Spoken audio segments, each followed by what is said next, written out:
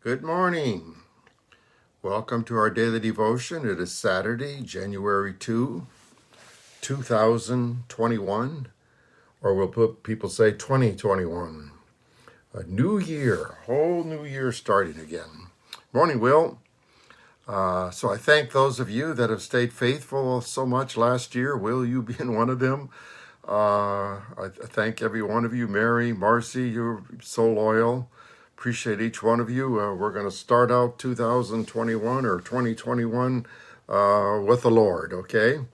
We're in Matthew 5:21. Good morning, John. Good morning, Al.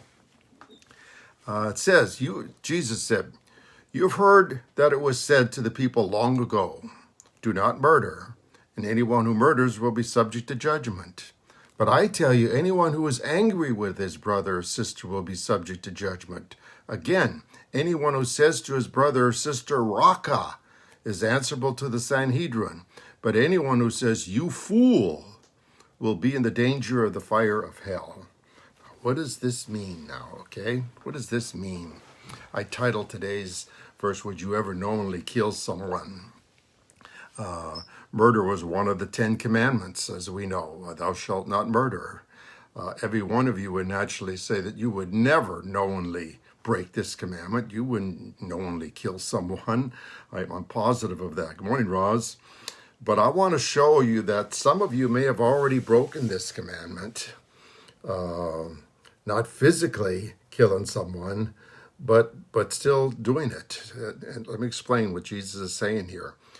That word raka, it says, anyone who says to his brother or sister raka, that word raka is an Aramaic term meaning contempt or hatred, to despise someone so much that you would like to see something terrible happen to them. It's literally to consider that person worthless is what raka means. Now, I've heard Christians many times say that they hoped certain people, especially politicians, would get the virus and either die or suffer severely. I heard the words come out of their mouth. That's raka. That's raka.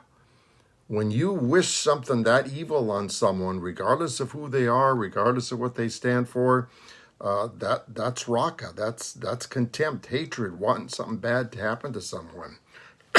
And then Jesus goes on to say, "You fool." Morning, Ambrosia. Saw you cooking tamales.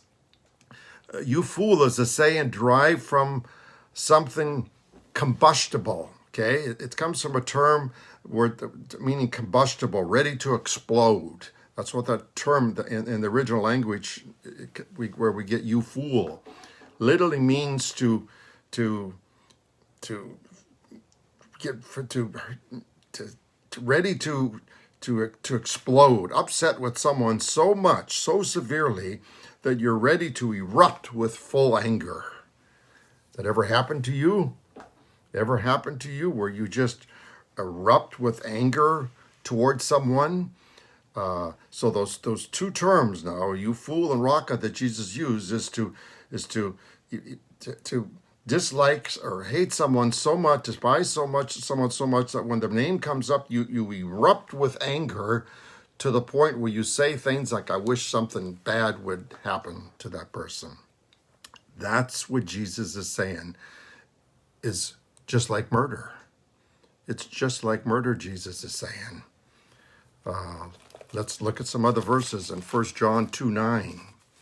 Jesus says this, or God says this: "Anyone who claims to be in the light, anyone who claims to be a Christian, but hates their brother or sister is still in darkness." Hatred is a terrible thing. God. Now we're to hate sin. God even says He hates sin, but not the sinner. Hate is in Jesus' eyes. Jesus is saying hating someone is just as bad as murder. And God is saying that you're still in darkness. You are still in darkness when you hate someone that severely. Then it says right after that, "Whoever loves their brother or sister lives in light, and there's nothing in them to make them stumble." When you choose to love instead, you are light. When you choose to hate, you are darkness. Which one are you many times? Do you ever hate someone so much that literally you're in darkness? I've seen it already with people where their eyes almost turn black with hatred when you bring up somebody's name, where they despise them that much. Be careful. Be careful with that. That God takes that extremely serious. Listen to this in 1 John 2:10. Listen, or in 1 John 4:19 and 20. It says, "We love because he first loved us. If anyone says, 'I love God,' but hates her brother or sister, they are a liar. For anyone who does not love their brother or sister whom they have seen cannot love God whom they have not seen." And he has given us this command: whoever loves God must also love their brother and sisters. Hatred is a terrible thing to be taken seriously. I mean, to the point where Jesus said, when you hate someone, it's just like murder. It's just like murder. But later on, we're gonna get into the scripture where Jesus talks about adultery. That you commit. People think that you have to have sex with someone to commit adultery, but Jesus is going to tell us, no, you can have it in your heart. So you could kill someone, not kill someone physically, but kill them in your heart because you despise them and hate them that much that you want something terrible to happen to them where you consider them worthless. And finally, in Luke 6:27 through 36, let me just read it, okay? This is Jesus again talking. Maybe it'll speak to some of you, okay? Morning, Paul. Good morning, Sandy. Morning, Ron, Joanne. Looking forward to you guys coming out here. Coming this Friday. But I tell you just as Jesus talking, but I tell you who hear me. Okay, you're hearing Jesus right now. Love your enemies. Do good to those who hate you. Bless those who curse you. Pray for those who mistreat you. Are you hearing this? If someone strikes you on one cheek, turn to him the other also. If someone takes your cloak, do not stop them from taking your tunic. Give to everyone who asks you, and if anyone takes what belongs to you, do not be demanded back. Do to others as you would have them do to you. It goes on. If you love those who love you, what credit is that to you? Even sinners love those who love them. And if you do good to those who are good to you, what credit is that to you? Even sinners do that. And if you lend to those from whom you expect repayment, what credit is that to you? Even sinners lend to sinners, expecting to be repaid in full. But love your enemies. Do good to your enemies. Lend to your enemies, without expecting to get anything back. Then your reward will be great, and then you will be called sons and daughters of the Most High. Because he is kind to the ungraceful and the wicked. Be merciful then, just as your Father is merciful. Boy, Jesus calls us to a high standard, doesn't he? To a very high standard. And the reason he does that is because right now we're going through on Sundays. Tomorrow we're going to continue it, where Paul talks about what it means to be a genuine Christian and as the opposite of a fake Christian. There's too many people out there that call themselves Christians. 60-70% of our country says they are Christians. Boy, it sure doesn't show it.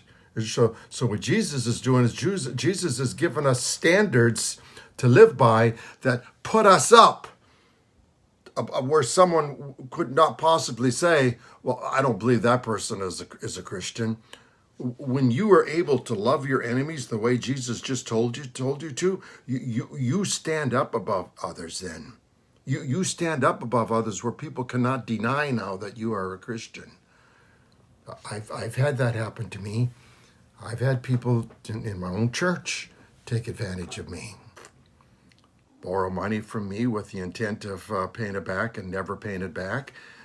But I didn't resent them for it. I didn't hate them. It's what I told them when I knew they weren't going to pay it back. What I told them then is, You don't have to pay it back. Consider it a gift, not a loan, because I knew that they were not going to. I wanted to be what Jesus told us to be, not to have hatred. It is so easy to have hatred. That's easy. That's easy to have hatred. The hard part is loving those who hate you, mistreat you, take advantage of you, use you. It separates us. Not a sign of weakness. It separates us. And then ultimately what we have to look at is this, then your reward will be great. You may not get your reward in this life, but boy, wait till the next one. You are building up treasures in heaven when you can do that. So, what about you? Have you ever committed murder? I know you're all going to say, of course not. But have you ever hated someone so much that you wished something bad to happen to them? Jesus is saying, that's murder. That's murder. So if you still have that in your heart, let go of it. Let go of it. Let go of it. Don't hold on to that. You lower yourself to their standard. Be better than that. As a Christian, we have to be better than that. That's why we're praying. That's why we're praying for our leaders. I know that many of you disagree vehemently with some of the leadership. I understand that. But as Christians, we can't voice that. What it was? So pray for your enemies. Pray for them. Pray for them. That's what we're going to continue doing. So today at 9 o'clock, we're going to continue to pray that God would pour his Spirit out on our country, that we as Christians would rise up. We would rise up in our nation to be heard and as people that love and not hate. I hope you heard God this morning. If this meant something to you, please share it so we can get the word out to as many people as we possibly can, okay? God bless you. Have a great day. Prayer will be listed at 9 o'clock. I hope to see many of you tomorrow for our Collision Sunday service at 10 a.m. Have a great day, y'all. God bless you.